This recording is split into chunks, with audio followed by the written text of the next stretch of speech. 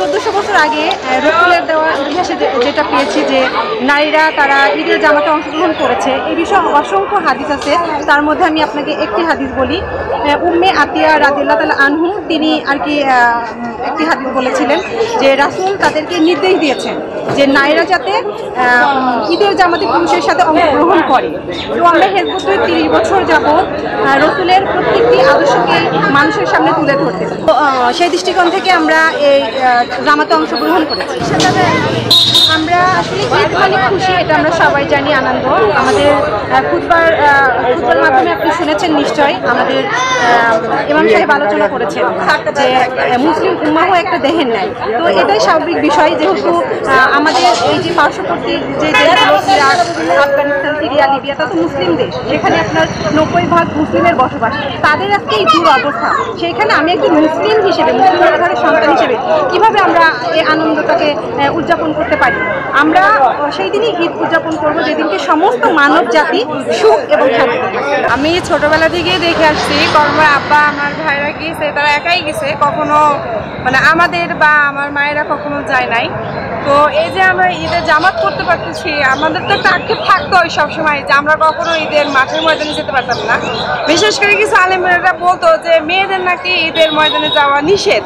তো সেখান থেকে তো আমরা বাধাগ্রস্ত থাকতাম। তো যাক, আলহামদুলিল্লাহ আমরা হেজবুত তৈরি এসে হেজবুত বুঝেছে, জেনেছে যে না, ঈদের জামাতে মেয়েদেরও যাওয়া চলে, মেয়েরাও সামিল হতে পারে, এটা আল্লাহর রাসূলের সময় হয়েছে। তো আমরা এই সত্যটা পেয়ে, সত্য দিন পেয়ে আমরা এই যে এখানে আসতে পেরেছি, আমরা খুব খুশি। আমাদেরই তো ভাই, ওরা ফিলিস্তিনের বাচ্চারা আমাদেরই সন্তান, ওরা কাঁদছে আর আমরা মানে সিমাই মিষ্টি খেয়ে আনন্দ করবো নতুন পোশাক করে। তাহলে আমরা একজন মুসলিম আর একজন মুসলিমের আত্মার ভাই, একজন মমিন আর একজন মমিনের আয়না, তাহলে আমরা সেটা কিভাবে আমরা সেটা হলাম।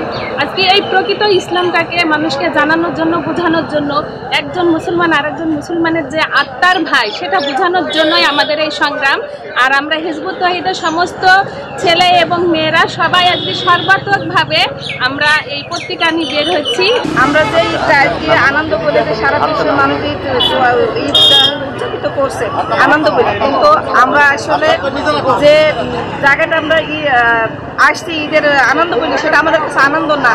কারণ আমাদের দেশ, পাশের দেশের ভাই বোনেরা আফগানিস্তান, সিরিয়ায় এগুলাতে যে সন্তানগুলোকে এসে ট্যাঙ্কে কৃষিতে মারা হচ্ছে, সেখানে আমাদের সন্তান, আমাদের ভাই বোন কান্নাকাটি করছে। তাহলে আমাদের একটা মমিন মানে আমাদের দেহের একটা কথা ছিল, কিন্তু আসলে সেটা আমরা আজকে দেখছি না, আমরা পাইছি না। তাই আমরা আসলে দুঃখ, খুব বেদনা, মানে ঈদের যে আনন্দটা সেটা আমাদের মধ্যে নাই। কিন্তু এই ঈদের আনন্দকে আমরা ফিরিয়ে আনার জন্য আমরা হিজবুত তৌহিদের পক্ষে মাননীয় আমরা হিজবুত থেকে যে আমরা আদর্শটা পেয়েছি যে আমাদের জান ও মাল এবং রক্ত দিয়ে হলেও আমরা সেই আনন্দটাকে আবার আমরা ফিরিয়ে আনার চেষ্টা করছি।